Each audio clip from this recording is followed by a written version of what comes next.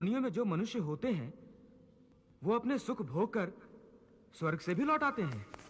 हाँ, और मनुष्य की योनि प्राप्त होने पर फिर कर्म करते हैं और इस तरह सदैव जन्म मृत्यु का कष्ट भोगते रहते हैं। हे मधुसूदन, क्या कोई ऐसा स्थान नहीं जहां से लौटकर आना ना पड़े और जन्म मरण का ये चक्र समाप्त हो जाए? ऐसा स्थान केवल परम धाम है, जहां पहुंचने के बाद किसी को लौटकर नहीं आना पड़ता। इसी को मोक्ष कहते हैं। कोई ऐसा स्थान है जहां सदा सुखी रहेंगे, कभी मृत्यु नहीं होगी, वह आपका परिवार होगा एज इट इज। जैसे यहाँ आपके बेटा बेटी पोता पोती हो गए, भाई बहन है, और यहाँ तो पैसे के ऊपर 2 मिनट में भाई तो भाई लड़ पड़े, माँ बाप बेटे का झगड़ा हो जाए, क्योंकि यहाँ तो ओछा लोग है, सब चीज का अभाव है यहाँ पर। और फिर मौत सामने साथ खड़ी है, लठ लिए, कभी भी मार दे तलवार लटकरी गर्दन पे। तो वहां जाने के बाद ऐसे आपका परिवार बनेगा जो आपके परिवार में आगे और भगवान की शरण में आगे, और धीरे और भी जो आपसे पहले के संस्कारी हैं उनको भी भगवान शरण में लेगा, और धीरे धीरे फिर ऐसे ही आपका वहां जाकर के एक परिवार बन जाएगा।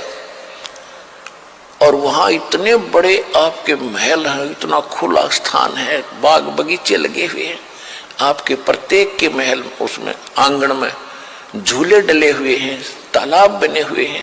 कि जिस लोक में हम रह रहे हैं ये लोक अच्छा नहीं है, और हमें केवल स्वर्ग तक का ही ज्ञान हमारे धर्म गुरुओं ने कराया। परमेश्वर ने आकर अपनी अमृत वाणी में ये ज्ञान दिया कि एक और लोक है जहां आप सदा सुखी रहोगे, आपका जरा मरण नहीं होगा। जरा माने वृद्धावस्था, मरण माने मृत्यु। लेकिन वो ज्ञान हमारे गले उतरा नहीं, क्योंकि हम अपने धर्म गुरुओं पर, विशेषकर हिंदू धर्म के में जन्मे हम प्राणी, अपने धर्म गुरुओं पर पूर्ण विश्वास किया करते थे कि ये संस्कृत के मास्टर हैं और सभी सदग्रंथ संस्कृत भाषा में लिपिबद्ध हैं। हमारे को कभी अविश्वास नहीं हुआ, इसलिए हमने परमात्मा के दिए हुए उस ज्ञान पर कभी ध्यान नहीं दिया। अब जो प्रसंग चल रहा है कि उस परमात्मा ने भी बताया था कि एक सतलोक है जहां जाने के बाद, जहां जन्म मृत्यु नहीं होती, जहां वृद्धावस्था नहीं है, वहां किसी चीज का अभाव नहीं है, वहां सब सदाबहार वृक्ष है, सदाबहार सब मेवा है और दूधों की नदियां बहती हैं।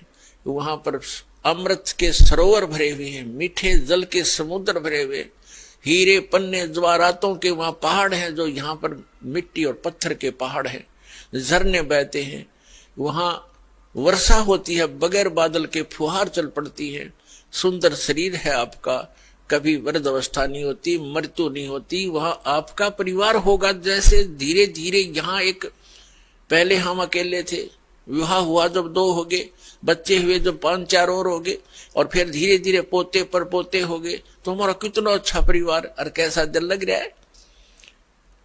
और 1 मिनट में ना जाने पोता मर जा, पोती मर जा, बेटा मर जा, बेटी मर जा, स्वयं की टिकट कट जा, तो खा का ये स्थान, तो वो स्थान है जहां पर हम कभी मरेंगे नहीं। हमारा परिवार होगा, सारी सुविधाएं होंगी, मनोमयी विमान होंगे आपके। यहाँ तो एक साइकिल नहीं जुड़ता सारा दिन, और वहां पर ऐसा सुविधा है कि आप चाहोगे आपके सामने विमान खड़ा होगा, और जहां जाओगे बैठ के परिवार, कहीं बहुत बड़े बड़े पार्क हैं, बड़े सुंदर स्थान हैं। तो वो स्थान है जो भगवान ने स्वयं आकर बताया, और इसी का परम समर्थन हमारे सदग्रंथों ने दिया। आज का जो सत्संग आपको सुना रहा है, यही उद्देश्य है कि जिस लोक में आप रह रहे हो ये लोक ठीक नहीं। यहां तो आपको पल पल पीड़ा का सामना करना पड़ता है, और परमात्मा ने बहुत बार समझाया है कि परमात्मा कहते हैं कि तन दर सुखिया कोई न देखा, जो देखा सो दुखिया हो, और उदय अस्त की बात करे मन सबका किया विवेका हो। देखो निर्धन तो वैसे ही दुखी है, उसको तो सारे ही कष्ट उठाने पड़ते, भूख से भी परेशान, कपड़े वस्त्र मकान भी नहीं। तो परमात्मा कहते हैं तन धर सुखिया कोई ना देखा, जो देखा सो दुखिया हो। और उदय अस्त की बात करें कि ऐसे ऐसे राजा हो गए जिनका सूर्य अस्त हो और सूर्य उदय हो, वहां तक उसका राज हो, यानी पूरी पृथ्वी का शासक भी मैंने देख लिया। और ब्रह्मा विष्णु महेश को भी देख लिया, ये भी सुखी नहीं।